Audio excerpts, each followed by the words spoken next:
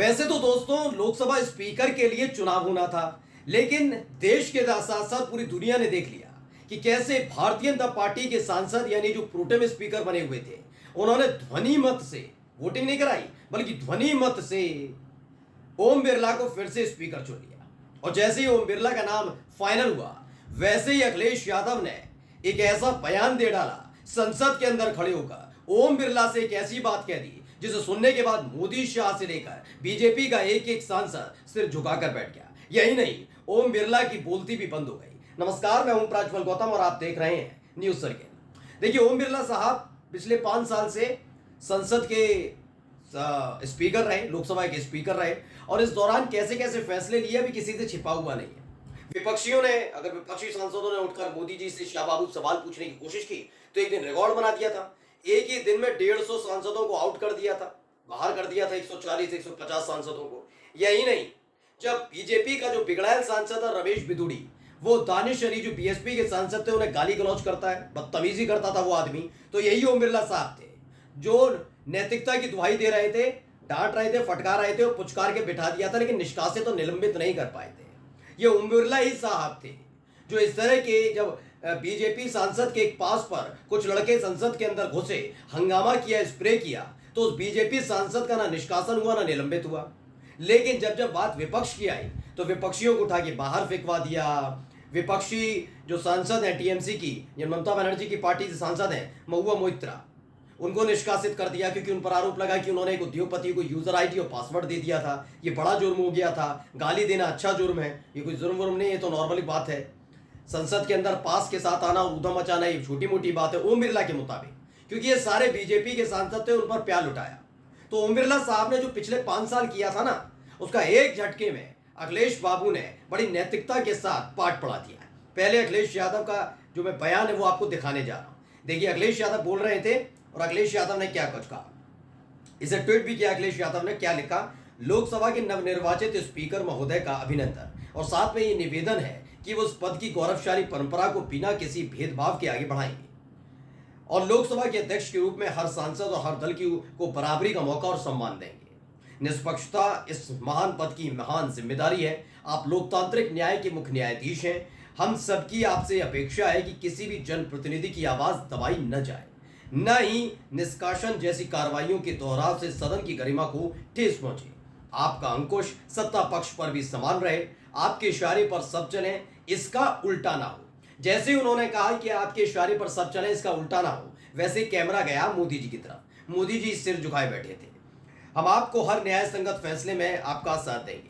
उन्होंने बताया कि हर जो फैसला आपका होगा उसमें आपका साथ देंगे, लेकिन वो निष्पक्ष होना चाहिए।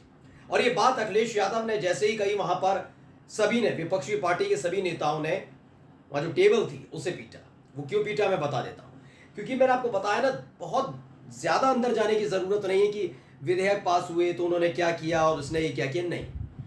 दरअसल ये बात हकीकत है कि जिस तरह की कार्रवाई 17वीं लोकसभा के दौरान हुई और खासकर संवैधानिक पद पर बैठे हुए ओम बिरला ने उसका निर्वहन किया, ये वाकई दुनिया देख रही थी कि वो एक बीजेपी के नेता, एक बीजेपी के सांसद के तौर पर काम कर रहे हैं, स्पीकर के तौर पर नहीं। मैं शुरुआत से उनके कुछ घटनाक्रम बता देता हूं।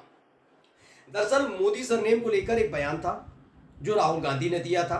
गुजरात में एक अदालत में मामला चल रहा था, वो बहुत मामला ठंडा चल रहा था, लेकिन अचानक से राहुल गांधी आते हैं और संसद के अंदर अडानी और मोदी जी की तस्वीर को लहरा देते हैं।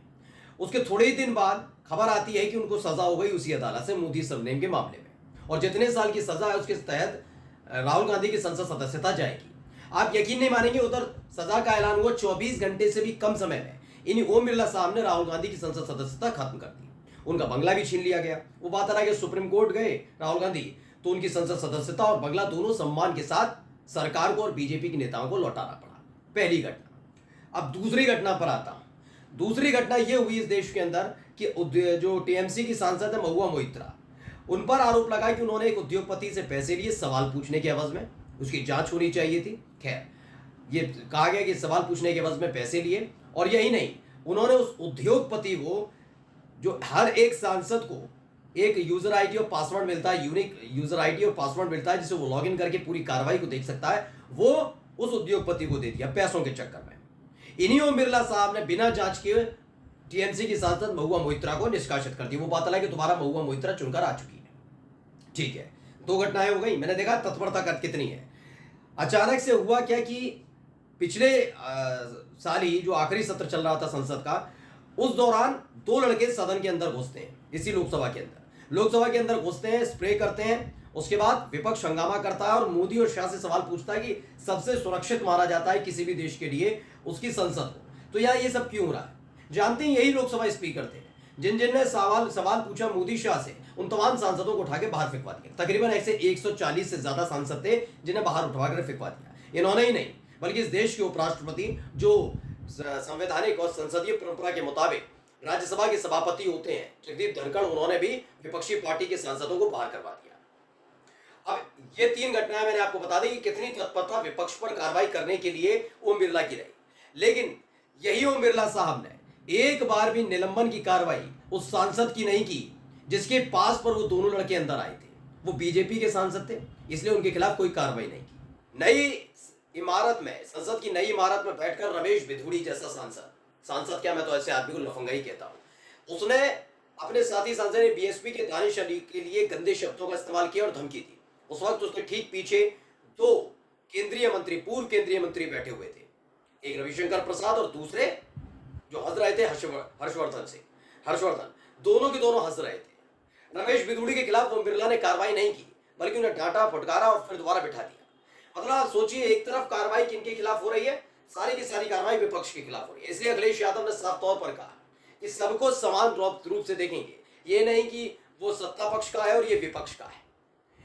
इसी को रणविजय सिंह ने छापा और क्या लिखा है देखिए। अखिलेश, राहुल गांधी ने भी इसके बाद बयान दिया था और इसी तरह की उम्मीद जताई थी, जिसे देखने के बाद और सुनने के बाद भारतीय जनता पार्टी सकपका गई। रणविजय सिंह ने लिखा कि सवाल ये नहीं कि सदन कितनी कुशलता से चलता है, बल्कि सवाल ये है कि सदन में देश की कितनी आवाज सुनी जा रही है। देश की आवाज सुनने का मतलब आप समझिए, विपक्ष की आवाज को दबाना वाकई एक तरह की तानाशाही बड़ा रवैया है।